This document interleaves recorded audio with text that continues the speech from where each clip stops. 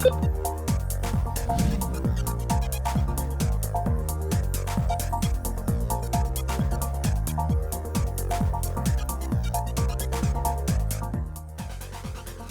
now, from the CFTK-TV studios, this is Open Connection with your host, Robert Pictou.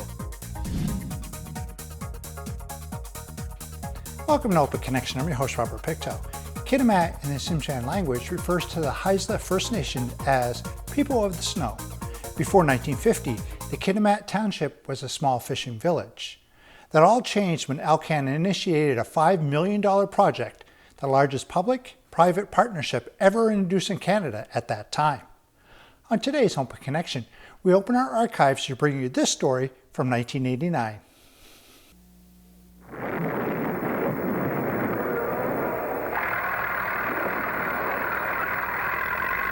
At Kitimat itself, in the mud and tangle of the foreshore, the smelter site was opened up. A scene of desolation, but engineers could see beyond the tidal bogs, beyond the tangled undergrowth and rotted trees, a vision of the deep sea port and great smelter to come. It was a new world, completely new world, because, you know, in the old country it's all narrow, and now here this enormous country, I got impressed enormously. The town was all mud. The houses you'd have to make sure you take your boots off before you went in the house because you couldn't cart mud. But one nice thing about the early part of Kitimat was when the people's furniture came up, we knew what houses they were going to be in, and we get a gang together, clean the house, and then unpack the furniture and place it just as though we were for ourselves. And then we'd always leave 4 or 5 bottles around the fireplace to make sure that the wife knew what kind of an outfit she was bumping into, you see. So there was a real sense of camaraderie. People pitched in. Much more than there is now. I think people did pull together, yeah. But this is just accomplished by management, eh? You know, you got different opinion of how good they were, but I think they were pretty darn good. This is a country and this is people. They care for you. It was a very humble man, and he had understood we were standing there without any help, and he got up from his bed and did that. And this was my first impression. And though in the meantime, for 17 years, I have found out that the Canadians is a race for them itself, because they have patience in general, they are helpful, they have patience with you when you don't understand the language properly and so on, and that impressed me.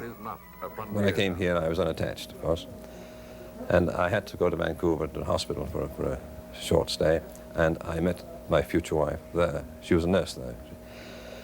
And I came back to Kitimat, and when she finished up at the hospital in Vancouver, she came up here and started on as a nurse in the hospital on the beach hospital at the time.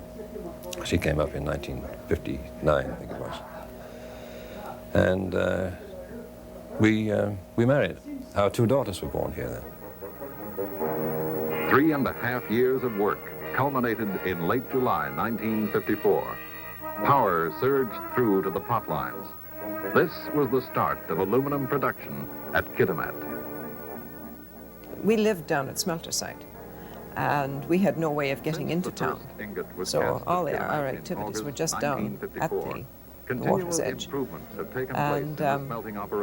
And it was very friendly, because you had nothing else to do but just visit with all the other nurses and the people down there. So even coming into the town site now was quite an adventure in those days, because there were no buses or anything in.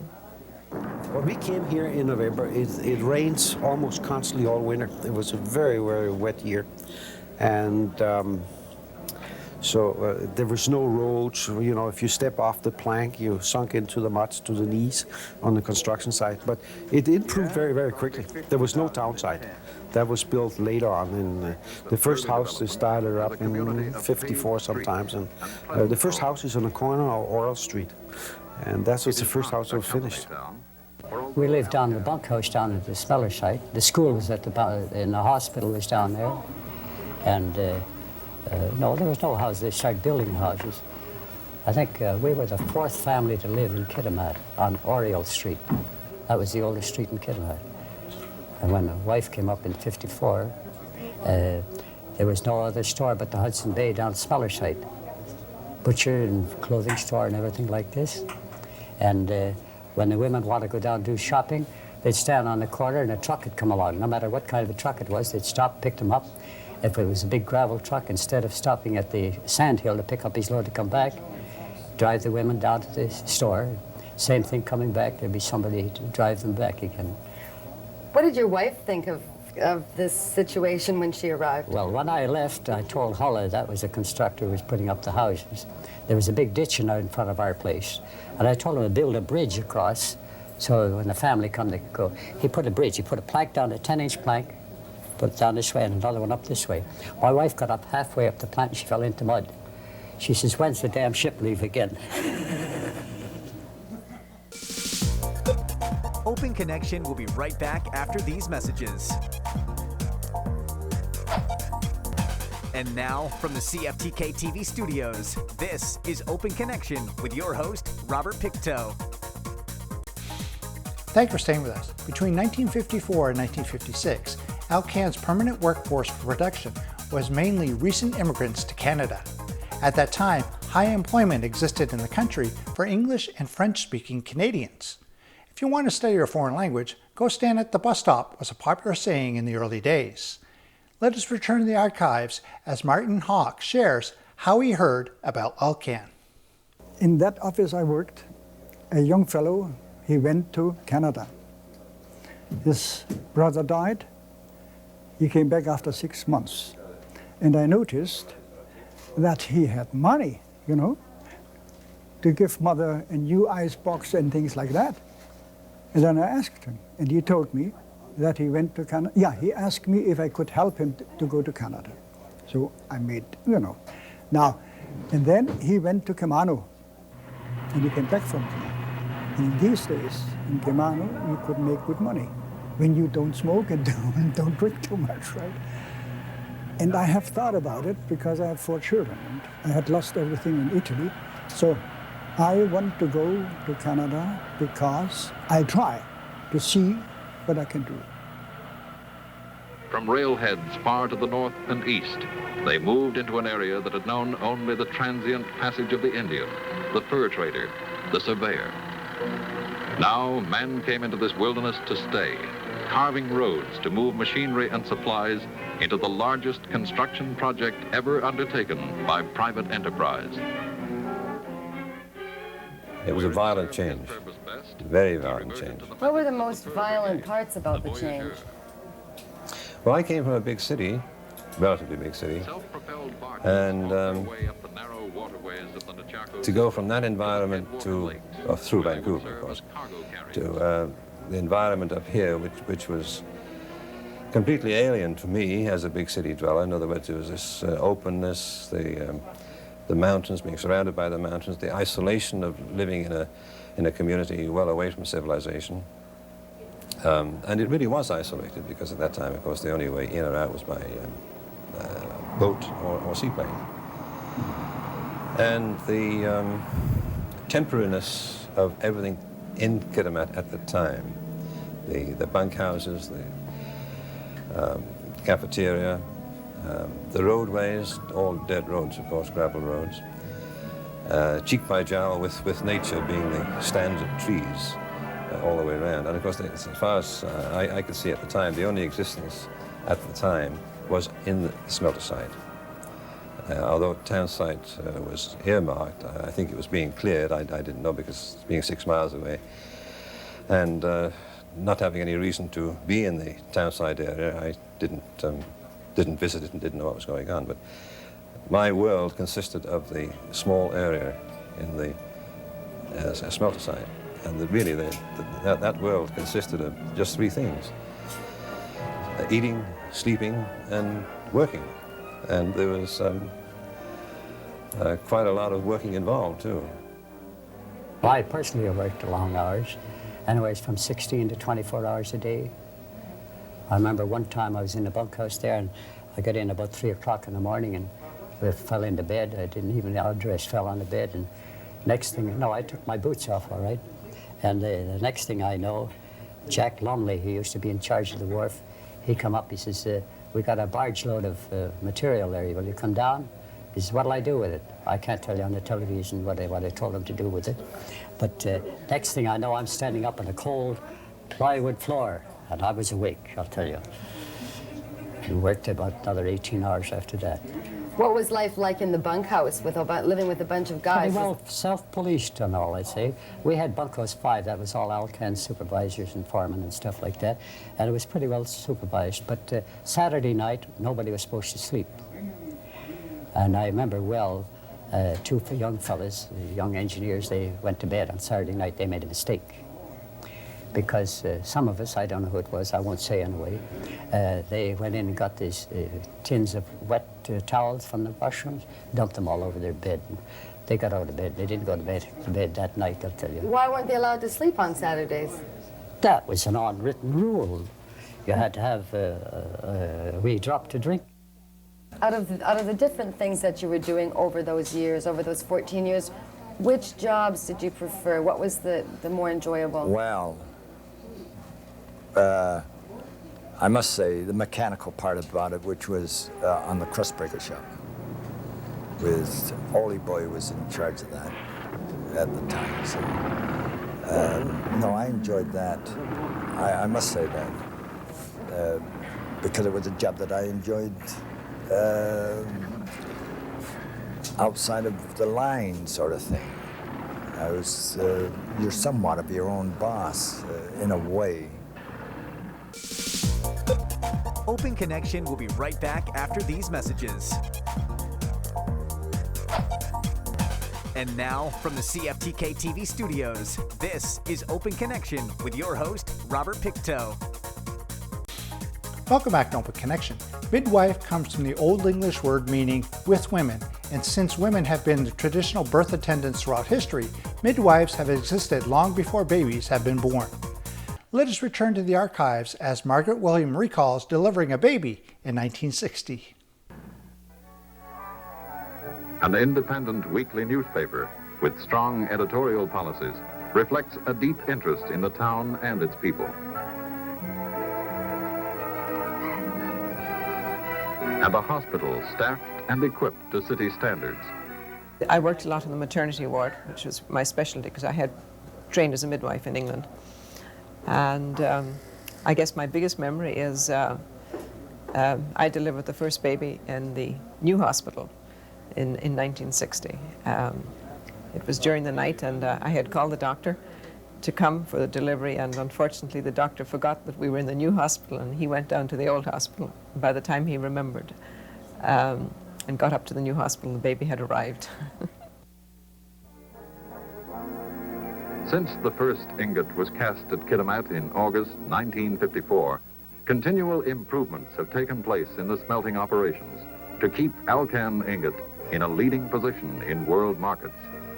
There were an awful lot of problems, construction problems, I suppose, but I was not concerned with that aspect of things, although I heard of all sorts of problems there. But certainly there were problems in the plant operating as well. Defenses, I think they call them, where pots blew up and exploded and right through the roof. And this was happening occasionally. And the pot room superintendent at the time was Doug Cahoon, and he certainly had his hands full in coping with these explosions and getting things settling down. But one of the big problems, I guess, was the fact that there was a tremendous turnover of people at that time. People would come and stay for the obligatory 3 months, I think it was, and then they would leave. People come and build up a bit of a stake, which is the only reason they came for, and then take off again. So the turnover of workers, both in the office areas as well as the plant areas, was very, very high. There's been difficulties, you know, you got sometimes heavy rains and stuff like that, but you know, this is part of the life in starting up a community. The difficulties is there to overcome. And as far as I'm concerned, you know, it's a very large and strong company. and a very good company, and it's helpful in many ways, and the personal difficulty help people out, and so it's I think difficulties is kind of a word. What is difficulties? Do you have a sense of pride because you were one of the original people in building this community? Well, it's a thing that not many people have an opportunity to do, and it might not be pride, but it's certainly some sort of a personal achievement. You know, you were there when they first come in, and able to stay with it. In 6 months, the task was finished. One of the world's largest rock-filled dams barred the eastward flow of the Nechako, raising the level of the chain of lakes, reversing the flow of an ancient watercourse. In the early days, we were all half-bloods, Play together. right? So friendship was perfect. We came together, well, we were enjoying ourselves. Nobody had more than the other, and that was a very important thing. I have to tell you, I have lived 10 years in Rome, in Italy, and in Italy, the northern people and the southern people, they are like that. Yes. Why? Here in Canada, they had no problems because they had the same wages, and Canada and Alcan treated them. There was no problem, and this was for me a very important thing. Most of the nurses were single, and strangely enough, non-Canadian at that stage. Mostly English, or anywhere from the United Kingdom and Australian. Do you figure it was because they were looking for opportunity and... We were the only ones who would go north. Canadians wanted to get down to the big cities. So we went north, and I think we got a better salary. But most of us were probably just thought of staying a year or two and then moving on. We all had great ideas of traveling around the world. So you were willing to go north because the money was there and you Yes. didn't feel that you were going to be committed for a long time? That's right. We were traveling. That was I set out from the old country to travel. That was basically my idea. Open Connection will be right back after these messages. And now, from the CFTK-TV studios, this is Open Connection with your host, Robert Pictou. Get a dog and walk it, have your car break down at strategic places, or join a hiking club. These were just of the few of the 129 ways to get a husband, an article published in a woman's magazine in the early 1960s. In this final segment of Open Connection, Margaret Williams shares about dating in Kitimat. 2,500 guys to 15, 20 women or something like that. So women were very popular in those days. Of course, they still are, I suppose. When you arrived, I would imagine that the population, the imbalance between men and women had changed a lot. Were there still predominantly men? Yeah, 100 to 1. It was.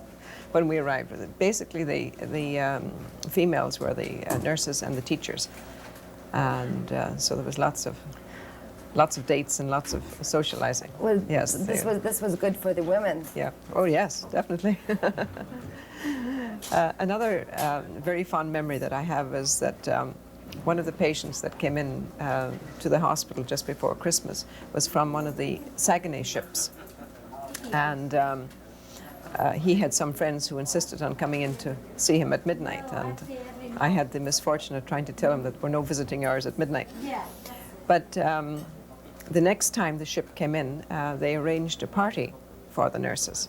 So each time, and this developed, and each time a Saguenay ship came in to unload the alumina, they would have a party for the nurses, and we would go on board and be treated quite well. And be treated very royally, because they really looked forward to it, because they were on the boats all the time and didn't have much socializing, and even the captain used to come to the parties, and he said that the morale of the men increased tremendously. It has emerged from the mud-splattered stages of early development as a community of paved streets and pleasant homes. The first quarter we had was in the shower room. Everybody lived in the shower room. That was the first quarter was finished. When things were sort of rugged back then, and there was mostly men that were living here, it must have got a little bit wild sometimes. No, No. Well, it might have been, but my wife was sometime in the show with 500 men, you know, they were the only one. And as far as her concerned, they were never a finer bunch of gentlemen than the construction guys. She is they were absolutely perfect people. You know, they were wild maybe, but they were good people. They were good-hearted people, all of them. Were the guys a bit of a wild bunch? Yes, you could say so. Yes, you could say so. I think so. What were they like? Good guys. Good guys. Absolutely. Even the foremen. We didn't like foremen, but they were good guys too. There was a rec hall where there were various activities going on there, but generally speaking, there were no tennis courts, swimming pools, hockey rinks. There was a lot of boozing, gambling, and that sort of thing, if you wanted that kind of thing, of course. But I think that was the kind of recreation that went on more than anything else. And bearing in mind that at the time, there was a great mixture of construction people and operating people.